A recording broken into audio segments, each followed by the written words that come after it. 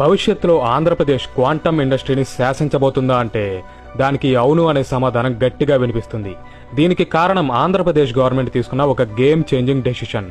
అమరావతిలో దేశంలోనే మొట్టమొదటి క్వాంటమ్ వ్యాలీని ఏర్పాటు చేయడం. ఇది ఆంధ్రప్రదేశ్తో పాటు మొత్తం ఇండియా రూపురేఖలనే మార్చేసే ప్రాజెక్ట్. ఒక్కసారి ఈ క్వాంటమ్ వ్యాలీ అందుబాటులోకి వస్తే అప్పుడు టెక్నాలజీ రంగంలో ఎన్నో విప్లవాత్మక మార్పులు జరుగుతాయి. మన దేశ సైబర్ సెక్యూరిటీ వ్యవస్థ అన్బ్రేకబుల్ గా మారుతుంది. వైద్య రంగంలో క్యూర్ అనేదే లేనటువంటి ఎన్నో డిసీజ్లకి మెడిసిన్స్ అందుబాటులోకి వస్తాయి. ఇంపాసిబుల్ అనుకున్న ఎన్నో ప్రాజెక్ట్స్ ని ఈజీగా కంప్లీట్ చేయవచ్చు. వాతావరణంలోని మార్పులని, ప్రకృతి వైపరీత్యాలను కూడా ముందే పసిగట్టవచ్చు. దేశ రక్షణ కోసం కూడా శక్తివంతమైన ఆయుధాలని రీసెర్చ్ చేయవచ్చు.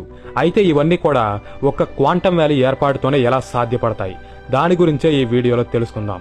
ఈ క్వాంటమ్ వ్యాలీ యొక్క ఇంపార్టెన్స్ అండ్ ఫ్యూచర్లో ఇండియా డెవలప్మెంట్లో ఇది పోషించబోయే రోల్ గురించి క్లియర్గా ఎక్స్ప్లెయిన్ చేస్తాను. ఈ వీడియో చాలా ఇంట్రెస్టింగ్ గా ఉంటుంది.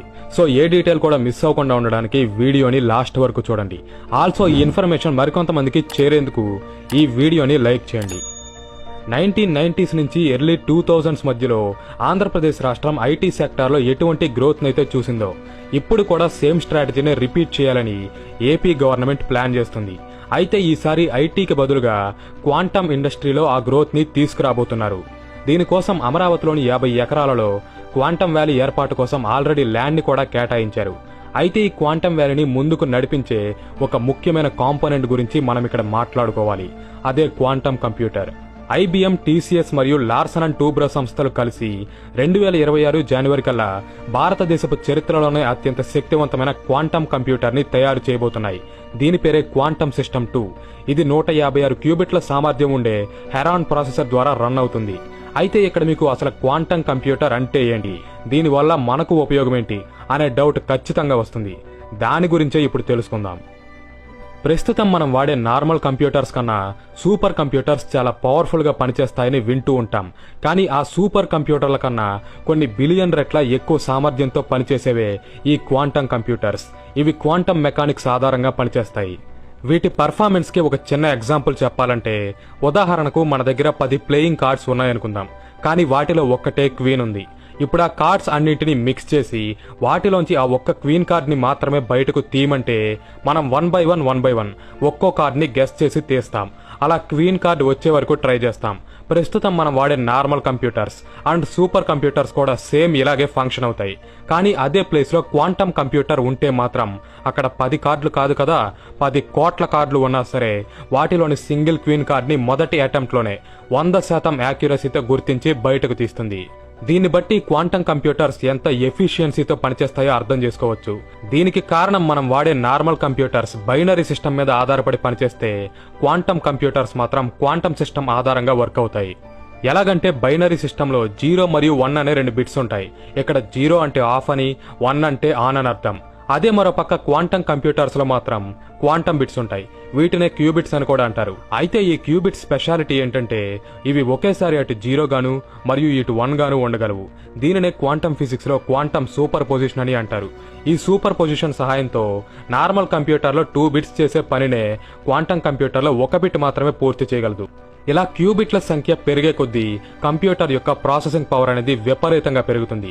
అది ఎంతలా అంటే 2 క్యూబిట్స్ ఉన్న ఒక సిస్టమ్ 4 పాసిబుల్ వాల్యూస్ ని కనుక్కోగలిగితే 20 క్యూబిట్స్ ఉండే సిస్టమ్ 1 మిలియన్ కన్నా ఎక్కువ వాల్యూస్ ని ఫైండ్ అవుట్ చేయగలదు.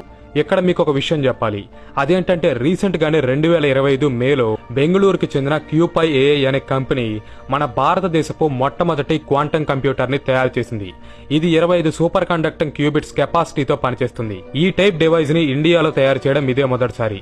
ఇక అమరావతిలో నిర్మించబోయే క్వాంటమ్ కంప్యూటర్ అయితే 156 క్యూబిట్ల ప్రాసెసింగ్ పవర్ తో పనిచేయబోతుంది.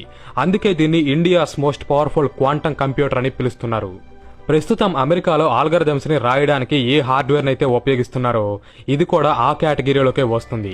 అలాగే ఈ క్వాంటమ్ కంప్యూటర్ల డిజైన్ కూడా మనం డైలీ లైఫ్ లో యూజ్ చేసే నార్మల్ కంప్యూటర్స్ తో పోలిస్తే చాలా డిఫరెంట్ గా ఉంటుంది. దీనిలో ఎన్నో వైర్స్ మెలికలు తిరిగి ఒకదానితో ఒకటి కనెక్ట్ అయి ఉంటాయి.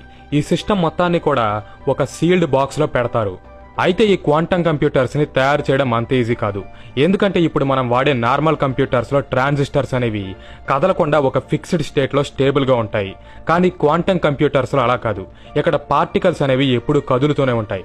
సో చిన్న వైబ్రేషన్ వచ్చిన, టెంపరేచర్స్ లో ఫ్లక్చువేషన్స్ జరిగిన, రేడియేషన్ పెరిగిన, ఇలా చిన్న డిస్టర్బెన్స్ ఎదురైనా సరే ఇవి మైక్రో సెకండ్స్ లోనే తమ క్వాంటమ్ ప్రాపర్టీస్ ని కోల్పోతాయి. ఈ రకంగా క్యూబిట్స్ మధ్య ఉన్న కనెక్షన్ దెబ్బతిని మొత్తం సూపర్ పొజిషన్ కొలాప్స్ అయ్యేలా చేస్తుంది. అప్పుడు ఈ ప్రాజెక్ట్ కోసం పెట్టిన డబ్బంతా కూడా బూడిదలో పోసిన పన్నీర్ అవుతుంది.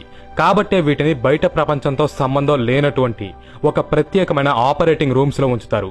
అలాగే ఈ క్వాంటమ్ కంప్యూటర్స్ లోపల అబ్సల్యూట్ జీరో టెంపరేచర్స్ ని మెయింటైన్ చేస్తారు.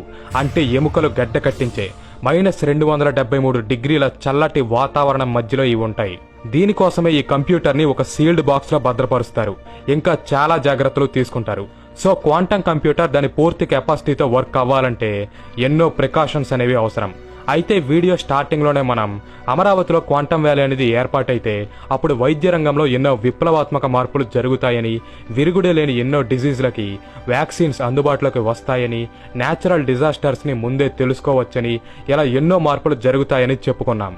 అయితే ఇన్ని వండర్స్ జరగబోవడానికి కూడా ఈ క్వాంటమ్ కంప్యూటరే కారణం. వీటిలో ఉండే అసాధారణ కంప్యూటింగ్ పవర్ ప్రపంచంలోని ఎంతటి క్లిష్టమైన ప్రాబ్లంనైనా సరే పరిష్కరిస్తుంది. ఎందుకంటే ప్రస్తుతం మన దగ్గరున్న ఎంత గొప్ప సూపర్ కంప్యూటర్ అయినా సరే ఒక సమస్య వచ్చిందంటే దాన్ని సాల్వ్ చేయడానికి ఒక్కో సమాధానాన్ని 1 by 1 చెక్ చేసుకుంటూ వెళ్తుంది. అలా కరెక్ట్ ఆన్సర్ వచ్చే వరకు ప్రయత్నిస్తుంది.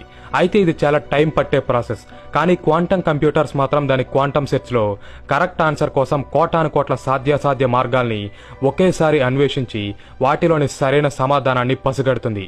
అది ఏ విషయంలోనైనా సరే. అలాగే ఇక్కడ మనకు కనిపిస్తున్నట్టు upper case, lower case, numbers మరియు సింబల్స్ ఉండే ఒక పాస్వర్డ్ ని క్రాక్ చేయడానికి ఇప్పుడున్న సూపర్ కంప్యూటర్స్ కి 174 సంవత్సరాల టైం పడితే క్వాంటమ్ కంప్యూటర్స్ మాత్రం దాని ప్రాసెసింగ్ స్పీడ్ తో ఈ పాస్వర్డ్ ని జస్ట్ 7 సెకండ్స్ లోనే క్రాక్ చేస్తుంది. అంటే ఊహించుకోండి దీని స్పీడ్ ఎటువంటిదో. ఇది ప్రపంచంలోని ఎంత స్ట్రాంగ్ పాస్వర్డ్ నైనా సరే కొన్ని సెకండ్స్ లోనే క్రాక్ చేయగలదు. కానీ ఇది సృష్టించే ఎన్క్రిప్షన్ ని బ్రేక్ చేయాలంటే మాత్రం శత్రుదేశ హ్యాకర్లకి ఒక జీవిత కాలం కూడా సరిపోదు. ఈ రకంగా క్వాంటమ్ కంప్యూటర్ ఎన్నో కాంప్లెక్స్ క్యాల్కులేషన్స్ ని చేయడం ద్వారా అసాధ్యం అనుకున్న ప్రాజెక్ట్స్ ని పాసిబుల్ చేయగలదు. కొత్త వ్యాక్సిన్స్ ని, డ్రగ్స్ ని డిస్కవర్ చేసి ప్రాణాపాయంలో ఉన్న పేషెంట్స్ ని కాపాడగలదు. హ్యూమన్ డిఎన్ఏని మాడిఫై చేయగలదు. భవిష్యత్తులో రాబోయే ప్రకృతి విపత్తులని 100% యాక్యురసీతో అంచనా వేయగలదు. అలాగే ట్రాఫిక్ ని కంట్రోల్ చేయడం, స్టాక్ మార్కెట్ లో రిస్క్ ని తగ్గించడం, ఆర్టిఫిషియల్ ఇంటెలిజెన్స్ వంటి కొత్త టెక్నాలజీస్ ని తయారు చేయడం, గూడ్స్ ని ఒక ప్లేస్ నుంచి మరో ప్లేస్ కి సరఫరా చేయడంలో కాస్ట్ ఎఫెక్టివ్ రూట్స్ ని కనుక్కోవడం, cyber security, defence industry, cryptography, ఇలా ఎన్నో రంగాలలో ఈ క్వాంటమ్ కంప్యూటర్స్ మార్పుని తీసుకురాబోతున్నాయి. ప్రస్తుతం అమరావతిలో నిర్మించబోయే క్వాంటమ్ వ్యాలీ 2026 జనవరి 1 నాటికి అందుబాటులోకి వస్తుందని చెప్తున్నారు. ఇక్కడ కంప్యూటర్ నిర్మాణంతో పాటు డేటా సెంటర్స్ ని, రీసెర్చ్ ఇంక్యుబేటర్స్ ని, టెక్ పార్క్స్ ని కూడా కట్టబోతున్నారు. అయితే ప్రపంచాన్ని ఇంతలా రెవల్యూషనైజ్ చేస్తున్న ఈ క్వాంటమ్ ఇండస్ట్రీలోకి అమెరికా, చైనా వంటి దేశాలకు ధీటుగా మన భారత్ కూడా, ముఖ్యంగా మన ఆంధ్రప్రదేశ్ రాష్ట్రం కూడా ఎంటర్ అవ్వడంపై మీరేమనుకుంటున్నారు? దీనిపై మీ ఒపీనియన్ ని కామెంట్ చేయండి. అలాగే ఫ్యూచర్ లో ఇటువంటి మరిన్ని ఇంట్రెస్టింగ్ వీడియోస్ కావాలనుకుంటే తప్పకుండా మన ఛానల్ ని సబ్స్క్రైబ్ చేసి బెల్ ఐకాన్ ని కూడా ఆన్ చేసి ఛానల్ ని ఫాలో అవ్వండి. అలాగే ఈ వీడియోని లైక్ చేయండి. ఇది ఈ వీడియో. Thanks for watching. జై హింద్.